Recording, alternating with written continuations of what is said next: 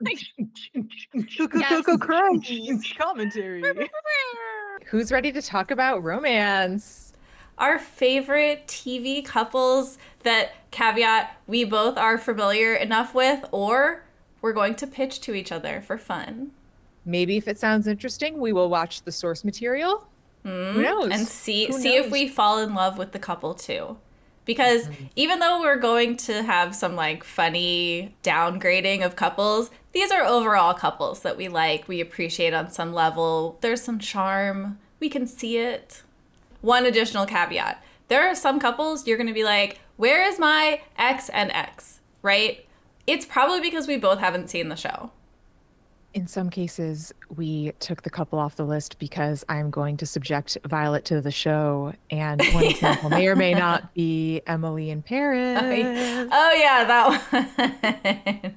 All right. Do you want to go over our tiers for this one?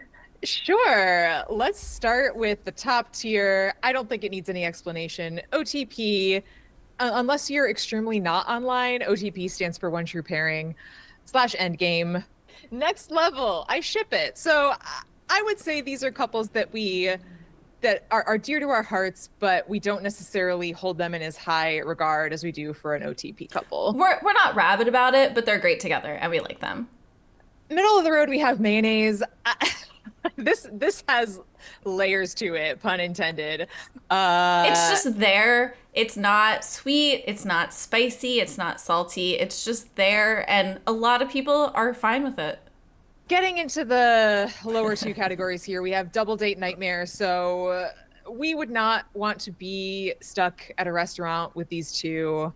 They probably want to go on a double date with us, but you don't want to be trapped with them on a double date because it won't be so bad you can get up and leave, but you're going to have a bad night. And finally, because we enjoy some hyperbole, destroyers of love. So just bottom tier couples. Maybe we think they'll break up soon. Maybe we never liked them together in the first place. All of that. We don't want to be them. We don't want to be with them. And the only thing we're glad about is that they are taken off the market by each other. Spoiler alerts for Modern Family. Yeah, oh, we also spoiled Friends, by the way. Sorry. Do you want to just start at the top? All right. Especially the most fun thumbnail that I found that so well describes this couple. It is great. Now we have JD and Elliot from Scrubs, and I have to say I have not watched Scrubs in a really long time. So what are our thoughts? Where do we feel they would land on this tier? Reminds me of when we used to date. It was a disaster. All of it? No. You ever think maybe we're perfect for each other? We just have the same fatal flaw. Wow. I have a lot of thoughts. I think they were well suited to each other when they did date, but like their various idiosyncrasies, which is like what the show is all about, their various idiosyncrasies kept breaking them apart, and like their insecurities and their just doubts in general kept taking them apart and then getting back together and taking them apart. It was very much a will they or won't they. In real life, double date nightmare, because they worked together and they frequently slept together and dated and cheated on partners with each other and just like so much drama. But when looking at them as a couple, I think mayonnaise. I don't really care. Yeah. They're fine. That's how I feel too, and I feel bad saying that because as individual characters, I don't know if I'd consider them mayonnaise, but I agree. As a couple, I'm with you there. Yeah, and it's interesting. The workplace, we have to definitely suspend our disbelief when thinking about workplace couples because real world, that is a recipe for disaster. Nightmare. So, yeah. I know a lot of people meet their spouses at work, and I'm not saying like your relationship is a nightmare. I'm saying when it goes wrong, nightmare. All right. Nick and Jess from New Girl. Okay, I included this one because I think this is going to be highly divisive. Highly divisive. Who wants to go first? I think you should go first. Okay.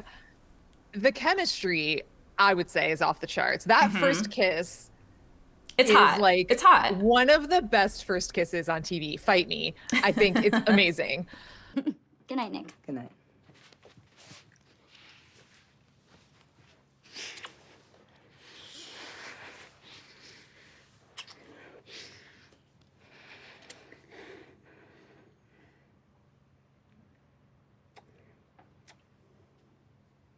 I'd meant something like that. I don't think I see these two lasting long term. Hard agree. I don't think they were endgame on the show at all. I think they grew past each other and then the show forced them back together in the end. Yes, it felt very forced in that last season. I totally agree. Wow, I didn't think we would agree on that at all. Yeah, I thought I like both characters. Together, they're more of a mess and like angrier people in the end, not when they get together in the beginning. Like in the beginning, it's cute and they're like all over each other and they're flirty and you're like, silly, But it dies. I feel weird putting them in Destroyers of Love. No, I think Double Date Nightmare because they think they're very adorable together, even in the end. And I would just be sitting across the table like, what are you doing? This is not cute. When will this night end? You're 40 now and you don't even like each other. And like he's screaming about birds and you're singing a song. I can see them being that couple where it's sort of like, oh, we're joking, but like there's a lot of truth to that sort of cutting. There's that weird tension and you can feel it and you're like, do you want me to go so you can fight? Okay. I already know where I want to put this one. Brad and Jane from Happy Endings. Okay. I love them. I think they're great. Actually, I watched this show because of you and you raving about it endlessly. And I was finally like, okay, fine. Like I've seen it recommended a million times. They are so well matched as a couple. Max put stripper glitter in my two favorite things, my lotions and my creams. That's why we're late. We figured why not take advantage of the situation. Bring the guns out. Bring the guns out. But they don't hate each other at the core. Like they're competitive without disliking each other.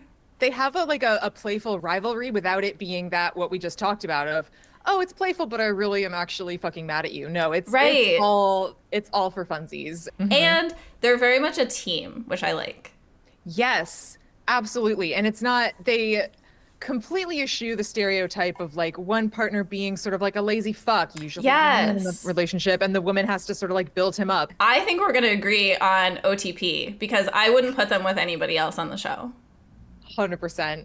I'm so happy you said that because I was like, I have to, I feel differently. I'm going to have to fight for this one because I love Brad and Jane so much. So, and that's actually an example of a relationship that grew over time in a very different way from what we just talked about with Nick and Jess. Because you see, like in a flashback episode, the meeting, and he didn't really like her at first, and like the way they got together was a little bit messy, but you can see them as different people being, 10, 15 years younger, but they've grown together and like made each other better. So yes, that is the thing that Happy Endings did in like 2 seasons that New Girl couldn't do over 7 with Nick and Jess. In my opinion, even with the time jump, it didn't feel like they had grown as people. We got to talk about Ross and Rachel, just classic. We have to because we are millennial women.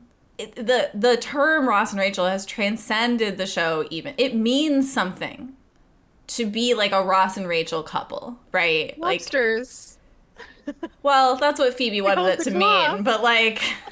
So they were never my favorite couple. I think that's true of a lot of people, actually. I think they were the writer's favorite couple, but people obviously gravitated to Chandler and Monica, who felt like more real, like real people in a more real relationship, I think, or at least relatable for a lot of people. Some people are Ross. You don't have to admit it, but like you're out there. I know. I don't hate either character. I don't. I mean, I got really mad when Dylan said that Ross is like the best character in Friends. Like, I will say when I evaluate this couple, I have to separate it from him, like good dude or bad dude, not the best character on Friends. However, David Schwimmer on Friends is my favorite portrayal. Like, he is hilarious. So funny. I love him so much. And I have to, so in that way, I do love Ross a lot, but I have to like remove that from the equation because he's a terrible partner. Awful. Dude, the breakup in, was it season 3 with Rachel's job? The lead up, the mark of it all. I mean, if you don't get that... No, hey, I get that, okay? I get that big time, and I'm happy for you, but I'm tired of having a relationship with your answering machine, okay? I don't know what to do anymore. Well, neither do I. Is this about Mark? Oh my God.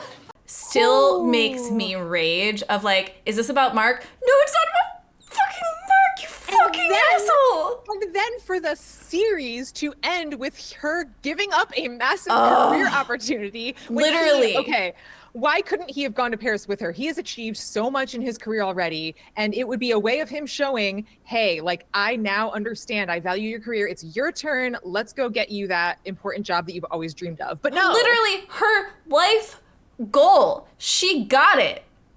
And she got off the fucking... I remember watching that and being shocked that she got off the plane.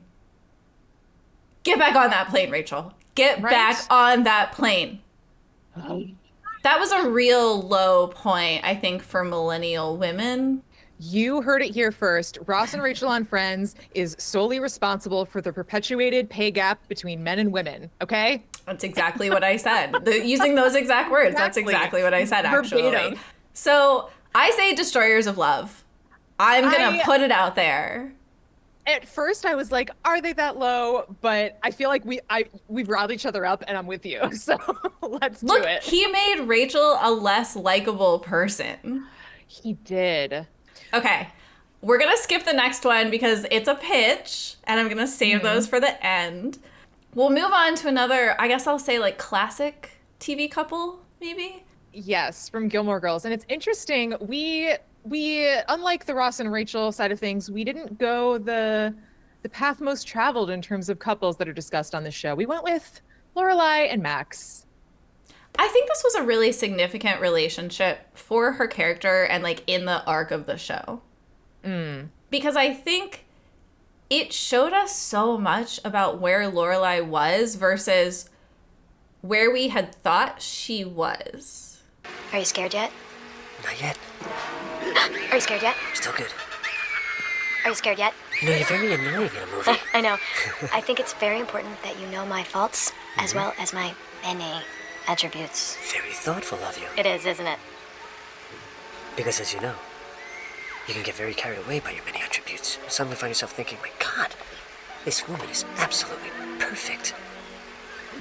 Do you know what I mean? It was like that delta between like, we have seen her like do everything she can to get Rory to this school and supported and thriving, and she's doing everything she can, and she has this house and this job, and she's so competent, and she seems to know what she wants and what she's doing. And I think this whole engagement on purpose showed that like she wasn't really totally there emotionally.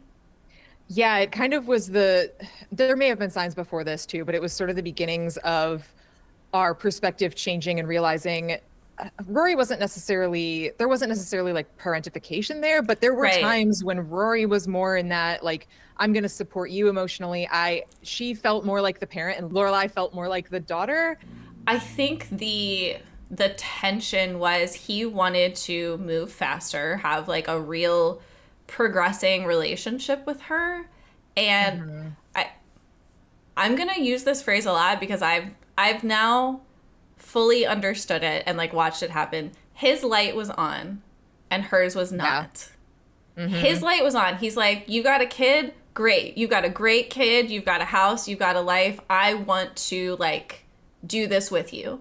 And she was actually not ready for that, which is fine. I'm not judging. It was an interesting way to reveal that about the character through this relationship. So that brings up complex feelings about where to rank them, honestly, because part of me like ships it because it was a healthy, good relationship. And if she had been ready, it could have been, I could see them going the distance. But, you know, that mismatch, do we knock them down because of the mismatch in timing? I think we have to, unfortunately. And I just can't call them a double date nightmare because I think they'd be cute on a double date. So it's either I ship it or mayonnaise for me. Yeah, I'm very torn between I ship it and mayonnaise. I really am. Because like Lorelai feels like too interesting of a character to call mayonnaise. But again, we're talking about the couple in itself. the relationship, I think it's mayonnaise. Yeah. Yeah. Like, they don't make each other worse, but they aren't bringing out, like, the best in each other either. Yeah. Fair. Let's move on to Mindy and Danny from the Mindy Project. Oh, I have such rage. I have such rage. I have a mighty rage. Danny, you covert / overt misogynist. Overt. Okay, I guess we're jumping right into how we feel. Yeah. But like, there is a reason. It is one of the only sitcoms with a main couple divorce. It's because that's how bad he sucked and how bad they were together. They were like, we can't write her out of this. We have to end the relationship. They literally couldn't. They were like, this is unsalvageable fictionally. Oh my god, what did you do to your hair? I cut it. Oh, I hate it so much. That is very rude. It's short now. You can't just say you hate it. Wow. And then they get back together in the end, kind of. Like, no. Veto. Destroyers of love. And I'm even going to include Mindy, the character, in that because she is so much worse with him. She is needy and weird and like insecure, and he does not validate her needs in any way that makes her feel secure. He's just like, you're fucking dumb for feeling insecure. It's not the right way to do enemies to lovers, because the enemies portion was him like fully not even negging her, like fully bullying, insulting her at her place of work. Yes, for years until they like fall into bed together, I think. I mean, again, this is another example of like initial chemistry. Great, sure. When they finally get together, it's like awesome, like in terms of fireworks, but that does not a sustainable relationship make. Yeah, he's openly hostile to her. And I think that this is just kind of a trend, I think, of this category is like men who openly shit on their partner's career. Well, also pretending that they're not. And they're like, hey, I fully support you. You're a strong woman, right? I won't rewatch that show because I hate that relationship so much. Moving on to Schitts Creek, we have David and Patrick. A lovely couple, a very unexpected couple when you're watching the show. So unexpected, because isn't Alexis hitting on him first? Yeah. And Yeah. he seems just like very plain, disinterested. He's just kind of like there. He doesn't come off as like a love interest potential. And then the show goes on and like he's there more. And then he likes David and David likes him. And it just gets cuter and cuter. And I think for the singing of Simply the Best alone, I think it belongs in OTP. So I think good. I watch that belong in sometimes. OTP. I just watch that sometimes. It is so cute. It's so cute. so nice. It is a great example of where like getting together made two characters more likable. Yeah. Because it actually did what love theoretically is supposed to do, which is like makes them more like giving, empathetic, sillier, fun. Like, yeah, it was nice. And one of the threads of the show is, you know, the family sort of putting down roots in this town, like the Rose family kind of not necessarily to stay there forever because not all of them do, but it's them just sort of like connecting more with each other and the people around them. And this was just a really nice way to progress David's character. And there are obviously other things that do that too, but it was just so sweet. It's really nice to watch. And what I really like, while they have disagreements, while they have tension, there's never like a Ross and Rachel level fight. I'm sorry, were you holding back on talking to me because you were getting gifts? I was very upset and confused. So upset that I barely finished the chocolates. David, this wasn't meant to be some advent calendar of apologies. It was like an olive branch to get you to talk to me. They're not mean to each other, like they, which is such a low bar, but they can have disagreement. It's like Brad and Jane. They have disagreements, but there's never like a personal insult or like, there's none of that. There's like healthy, mature communication. Modern Family. There were Haley so and whatever many. the fuck this guy's name is. Haley and Dylan. How do you not? What I have? Okay, so many thoughts about this. Yeah, well, okay, disclaimer. I watched Modern Family regularly until maybe like the last 1 or 2 seasons. I do know what happens plot-wise. And I know that she has babies with him and everything, but I don't think I necessarily watched the full extent of their story together. So I'm coming at this with like a little bit less information probably, but a general idea of like who he is and who her other potential endgame dudes were. Okay, so you didn't see the true like Hindenburg of Haley's character in the last like I 2 heard about seasons. it and it was disappointed. Yes. It was really disappointing. I understand, and like they mirror like the parents' story where like these two are like young and they don't have a house and they get pregnant and you're like, okay, like it's not as, it doesn't hit the way you're just like, okay, so they dated when they were teenagers and they dated in their 20s, and then Haley dated a bunch of men who liked her more, were more interesting, were better matches for her. She liked more. And then she gets back together with her high school boyfriend. When I was watching, it felt like they were actually doing a really good job of developing Haley, the individual, as a character and like having her mature and having her come into her own. And it feels like Dylan is kind of a perpetual adolescent. And it's like, let's match them up together and have them raise kids, which she is undoubtedly doing 90% of the work for. Okay, yes, to that point, I don't expect everybody else to have rewatched Modern Family this much, but when it's just on Hulu and you have Hulu and you're like, okay, just play.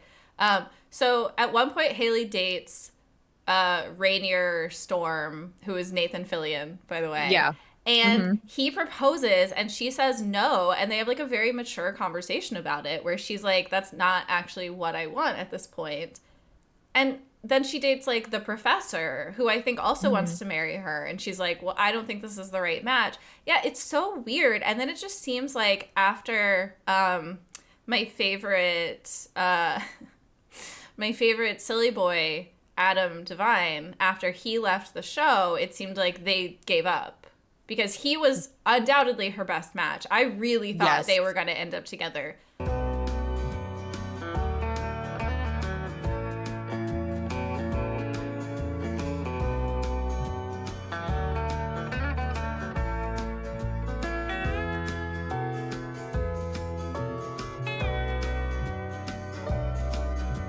And then they like defaulted to Dylan and just kind of like went through to the end.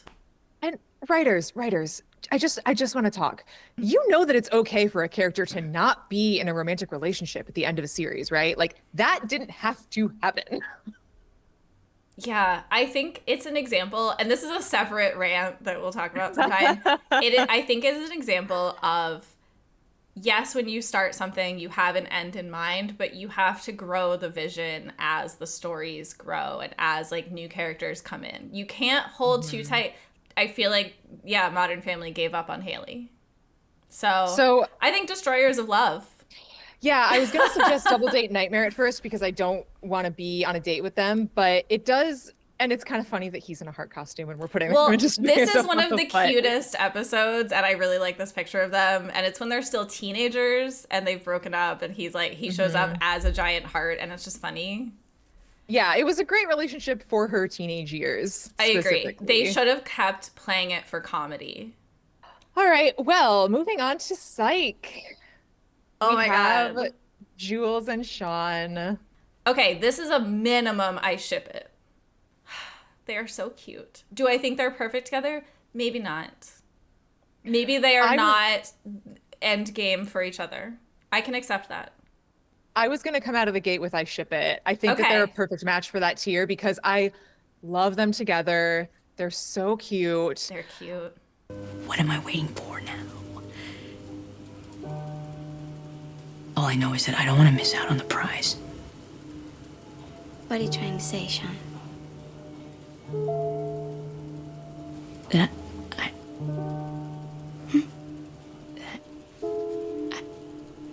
I do think there's a little bit of, is she going to have to help Sean like be an adult?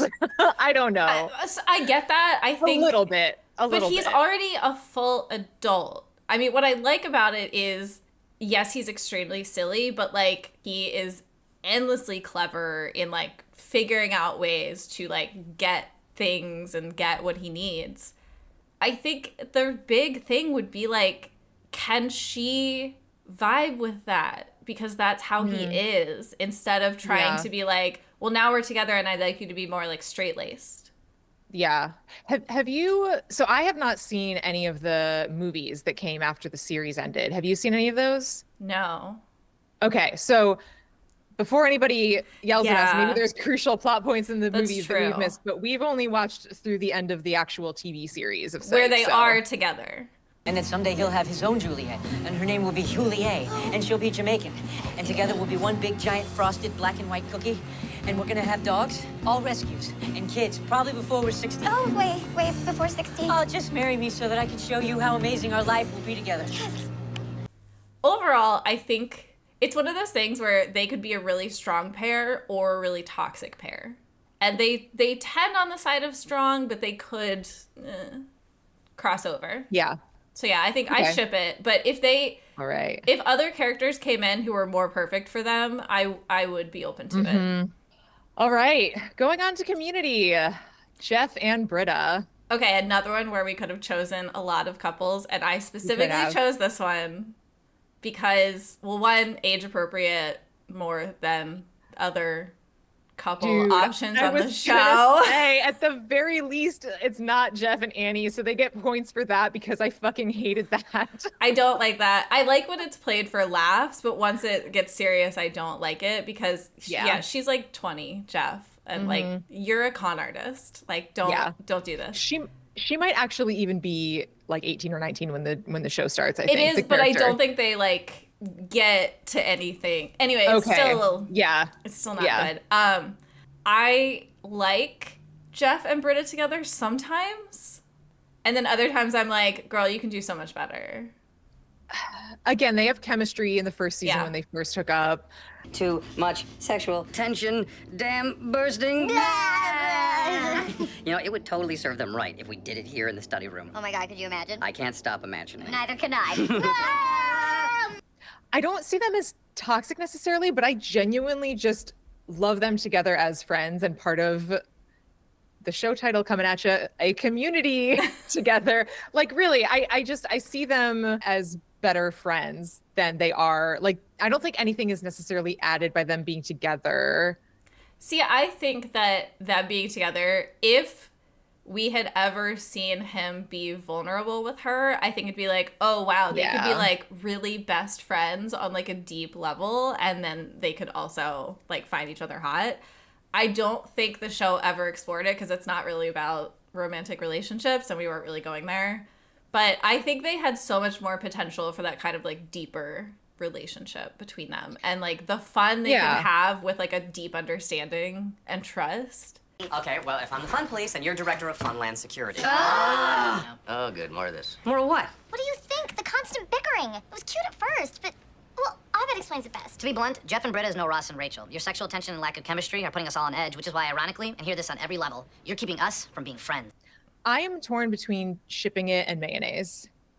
Oh, I was gonna say double date nightmare or mayonnaise because them on a double Oh. date, they would both be doing bits the whole time. But That's their fair. bits wouldn't have been pre-planned at all. Yeah. So then they'd get mad when the other person wasn't like doing their bit. Mm-hmm. Well, so since mayonnaise is where we overlap, maybe that's where Okay. they should land. Okay. I think that's ultimately where the show went with them. We're gonna skip the next one because that's me pitching to you, and we're Yeah. going back to New Girl with Schmidt and Cece. You can tell we like the show New Girl. Like it says at the top, Yeah. super subjective. Okay. Yeah. We like the show New Girl. And I think, much like a Monica and Chandler kind of thing, this was the dark horse couple that became the best couple. Yes, yes, yes, yes. Like maybe they were planned as a couple, maybe they were planned as a hookup. I don't know. But it feels similar to how Monica and Chandler kind of like floated closer together in humor and like as things happened. And even though you'd think they wouldn't get along, they're very similar characters. Where their relationship ends up is wonderful. It's so cute. And so I think they belong in the top tier. The only thing that's like that I'm questioning myself about is the earlier days of their relationship and who Schmidt was at the start of the series. And it's funny in the context of the show, but like if you have a friend who needs a douchebag jar in real life, then you have a problem. But if we're looking at it through the lens of like the universe that the show is created, then like it's lighter than that. So it's amazing growth out of a character. Like I struggle to think of a character that had such an arc while being funny and like at times serious. The guys are always just showing me off, and I hate it. Look, I want to tell people because I think that you are the dopest, flyest, smartest, ballsiest, bitchiest, truly terrifying woman that I have sexually enjoyed in a really long time.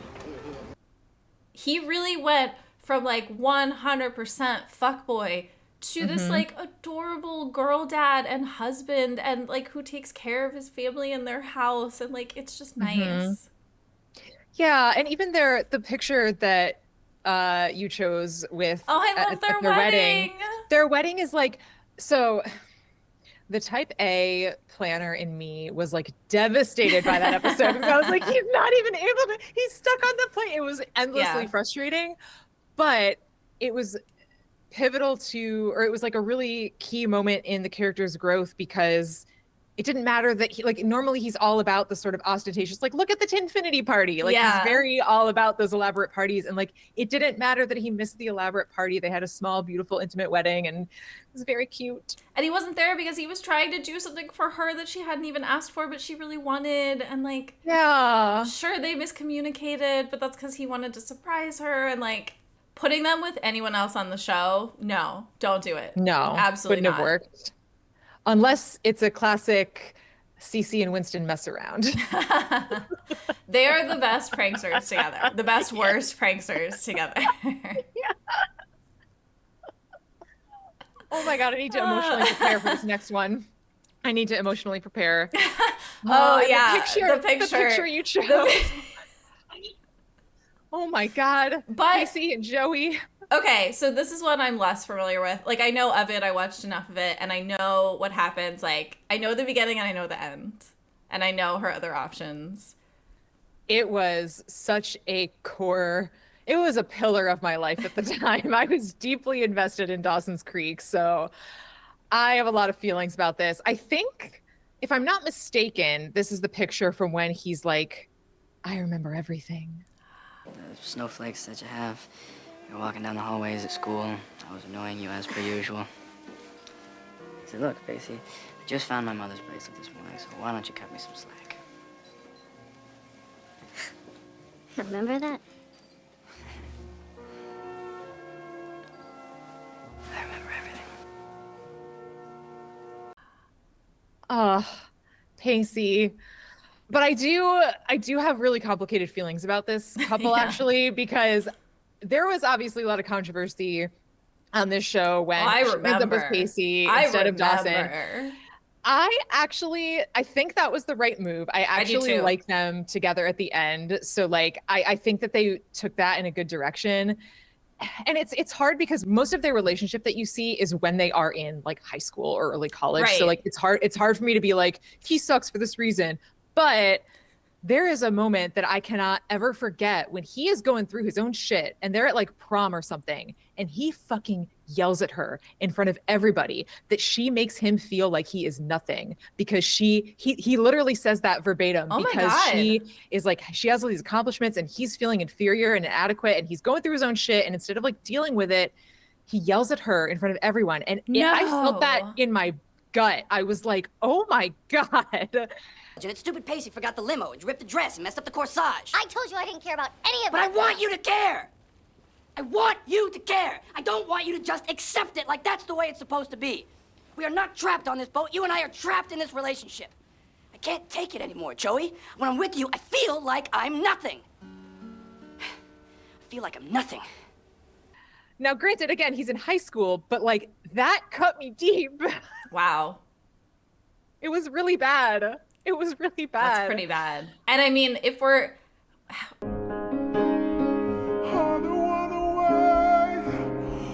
Sure, there's a high school curve, but we just talked about Haley and Dylan.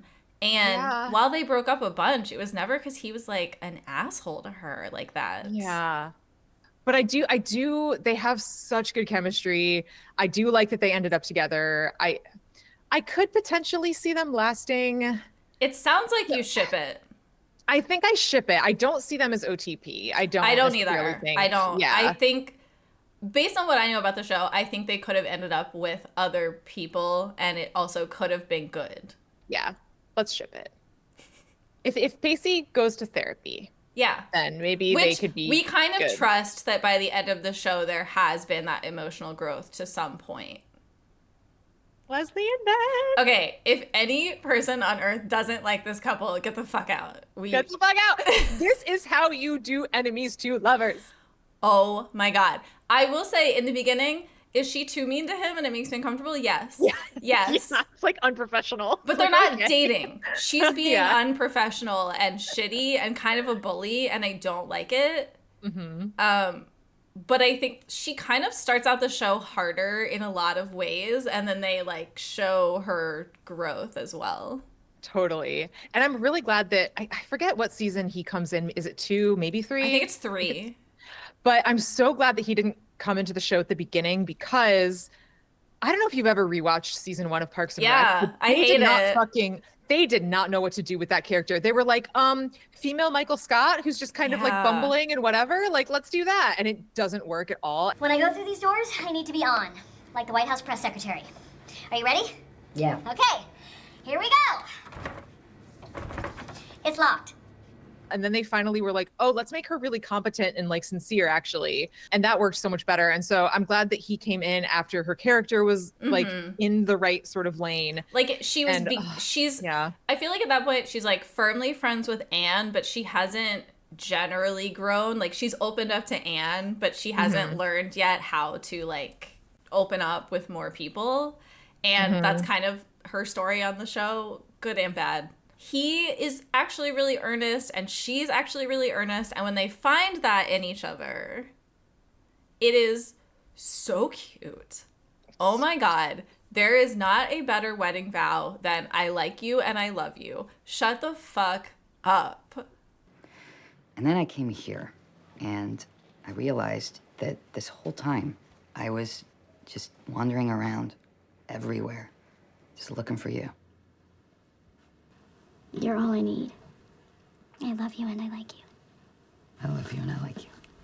Also, like, we have spent a lot of time in this episode talking about men shitting on the careers of their partners. Oh. He literally is willing to break his own heart so that she can have a political career. He quits jobs. He's like, what do we need to do to make you like president?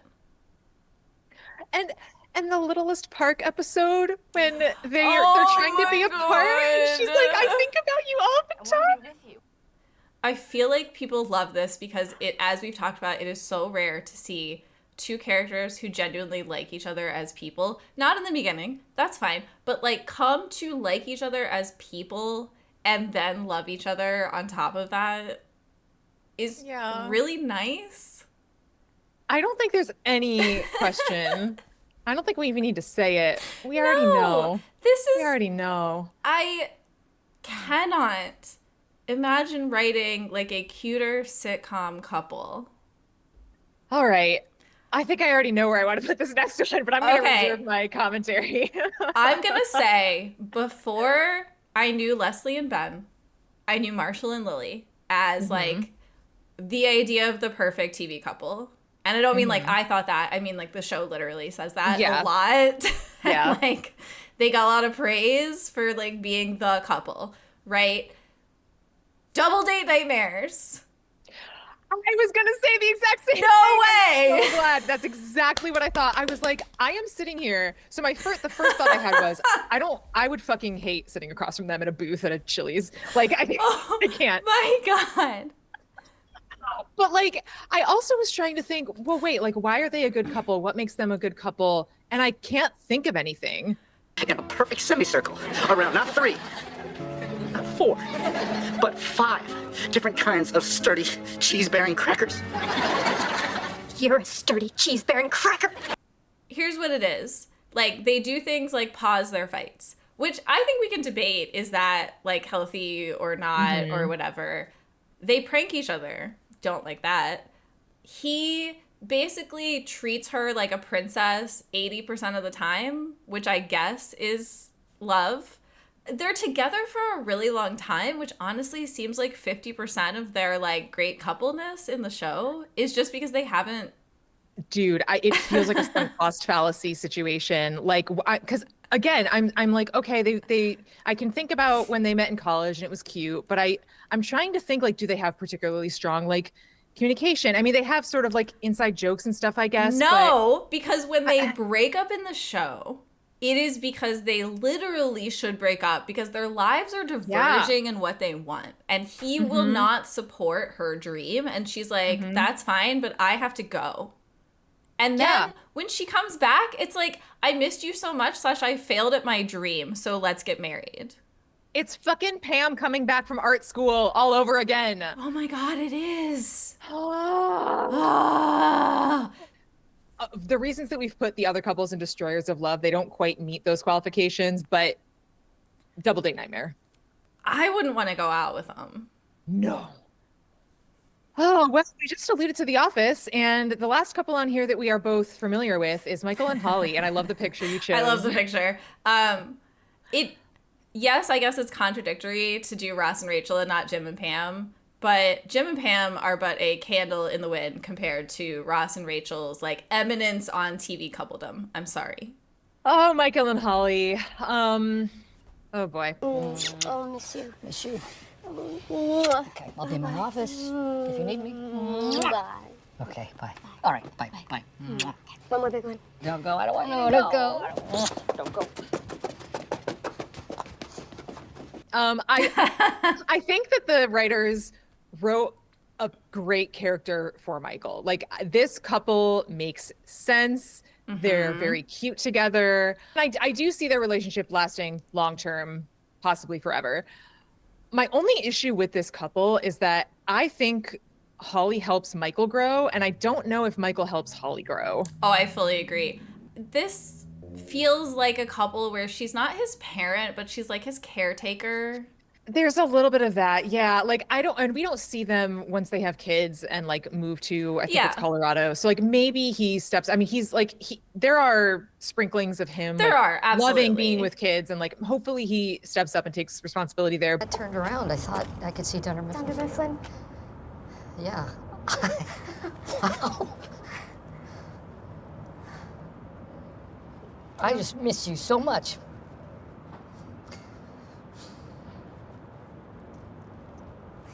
I missed you too. Really? Yeah. Yeah, she mellows him out. Like it's a minor example, but there's an example of when he sort of has a crush on her and somebody says something that would have easily been followed up with, that's what she said, but Michael doesn't say it because Holly's right next to him. And it's like, and it's not like making that joke is necessarily bad, but he's just showing a different side of himself. And like, there's no reciprocity there in terms of that. I don't necessarily see it in OTP. I'm not quite sure where I want them to be, but it's not OTP for me. I think it's mayonnaise or Double Date Nightmare because like Marshall and Lily, they may stay together forever, but I don't want to sit across the table from them at a Chili's. This picture is really like painting a picture for me of like being at a Chili's and them being like, oh, listen, give me some like a it's chicken what tenders, they would be see? like. It's 100% what they would be like. Like Double Date Nightmare. Do you know how many fans there are of our Double Date Nightmare couples? Like, they will come for us. Oh God, yeah, we're gonna get some dislikes on this video, that's for sure. Those are some of the like most beloved relationships. All right, you've convinced me. I mean, again, the picture is really selling it. The picture. I would like the rest of my meal to go because I need to get the fuck out of here. Even if they were at the same Chili's as you, you'd probably be like, let's get out of here. Yeah. Because they would they'd bring their own karaoke mic. Oh boy. And then just start duetting together in the middle of the thing and like singing to their queso. And you'd be like, I did not ask for this.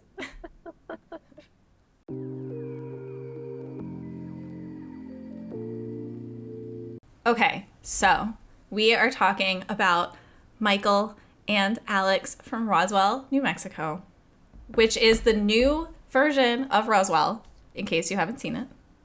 It's really different. That's what I'll say. Like, it's really different from the original. Like, they use a lot of the same concepts and storylines, but they've turned it into something different. And, like, part of it is delightfully gay with Alex and Michael, because they are... It's like this tragic on-again, off-again love from when they were teenagers, and one of them went to war and came back, and they're both so tortured, but they end up together, and it's just beautiful. Because every time you look at me, I'm 17 again. And I forget that the last 10 years even happened. And then you look away, and I remember all over again. And it almost kills me every time. I never look away. Not really. And what do you want to say, Alex? That I loved you. And I think that you loved me. For a long time. Yeah. But we didn't even know each other that well. Did we? I mean, we connected like something Cosmic. I don't know, I want to be friends.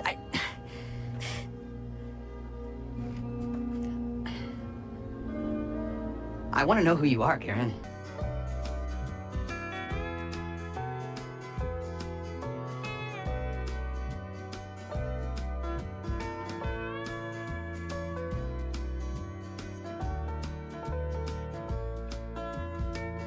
That was a good first kiss in that compilation we just watched. Right? That was a really good first kiss. Right?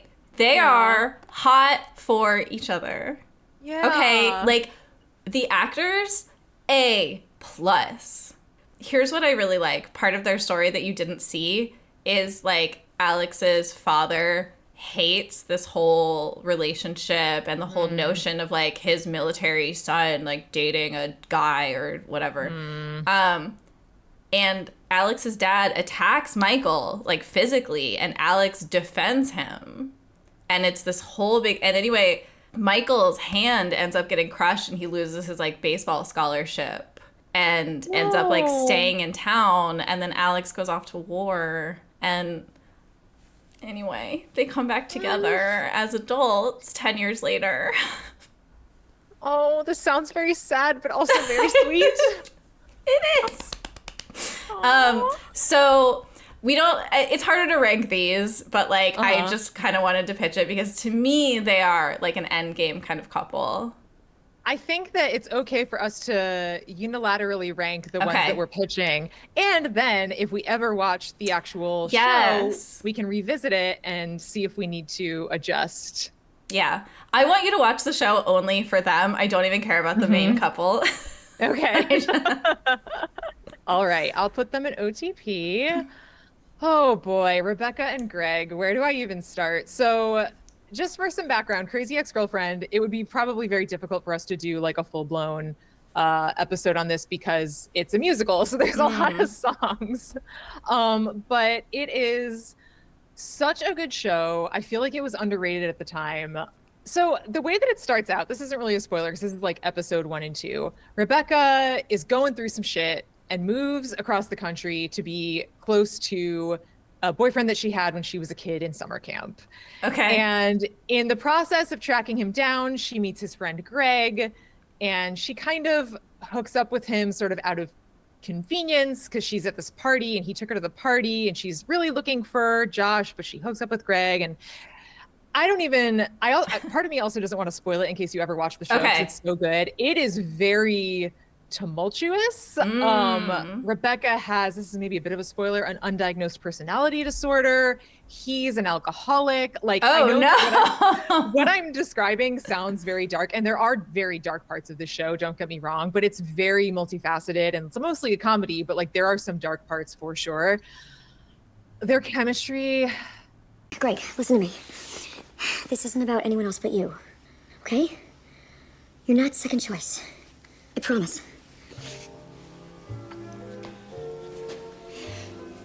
Listen, if this is gonna happen, you need to know something. Okay. This isn't gonna be like a roll in the hay and you go home. This is gonna be like 3 days of you and me just ruining each other. Santino Fontana, I think his name is such a crush in this role. Ugh, I love him so much. Thinking about you, but every time you show up, it's like, boom, feelings. The truth is, I don't want you to settle for me. We get each other. We get along. You took some guy home from our date and slept with him? What is wrong with you? I know, because I make no sense. I make no sense. Then you shouldn't waste time on me. Can't you see that? No.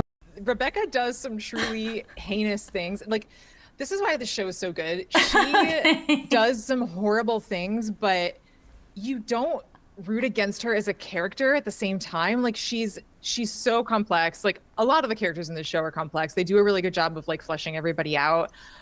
Even though it's a different actor, in the last season when he comes back, Greg has done some significant growth. Like when he leaves the show, like it is him, he's like gotten sober, like he understands that he's an alcoholic, like all this stuff. Rebecca goes through an incredible amount of growth as well. Like, so when they come back together in the last season, they don't get together in the last season, but when they meet up again, when he's back in town, like it is different people, but the same people, if that makes sense. Yeah. Okay. So I strongly put this in the category of I ship it, because I think that I could see them getting together and having it actually work.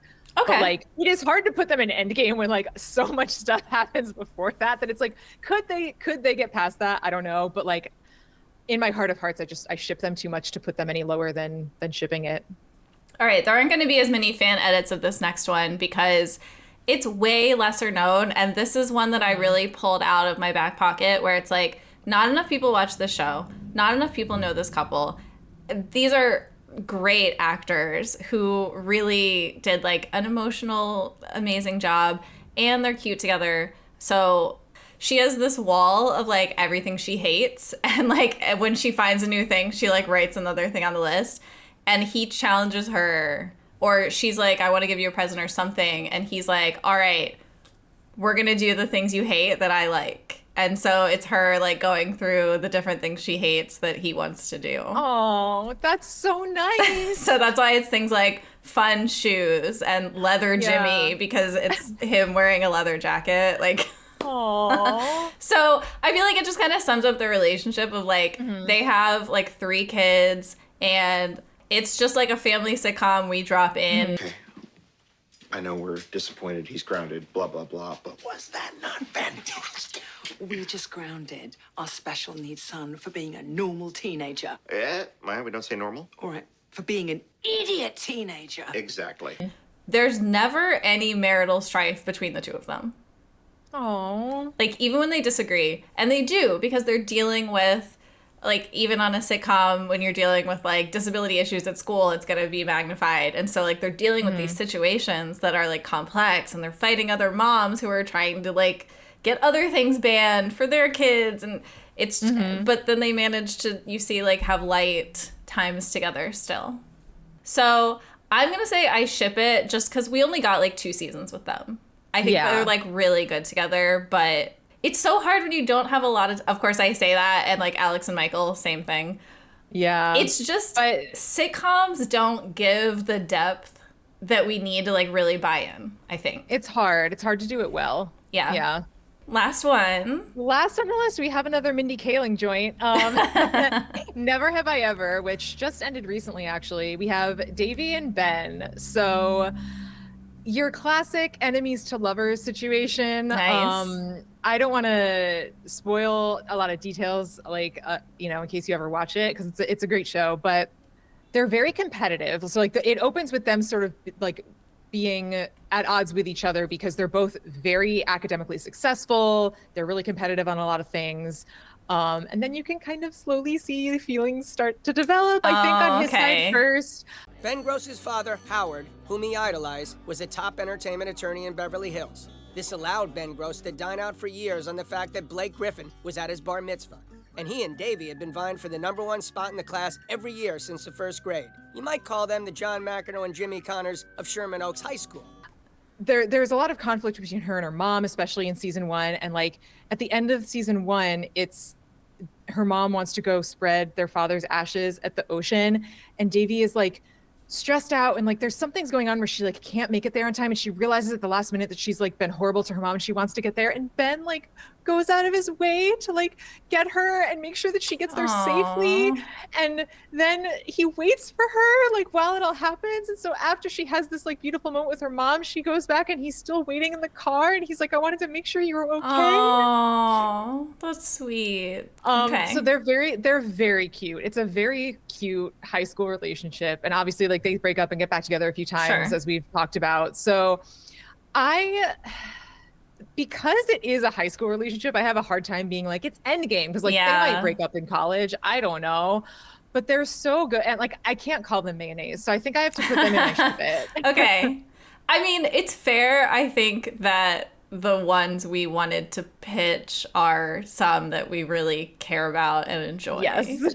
It makes sense that they're, but look at how fair. Look at this beautiful list. Come on. I agree. Every time we start this, I'm like, oh no, we're only gonna have one thing in one category, and then it works out.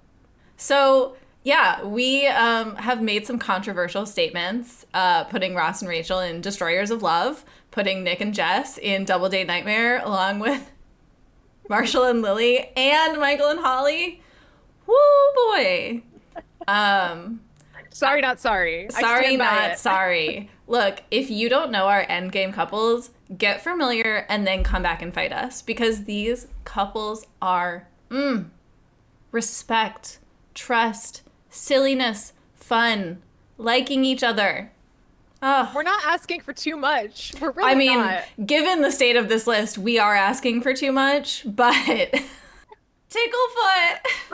You always do this. You either go too small or way too big.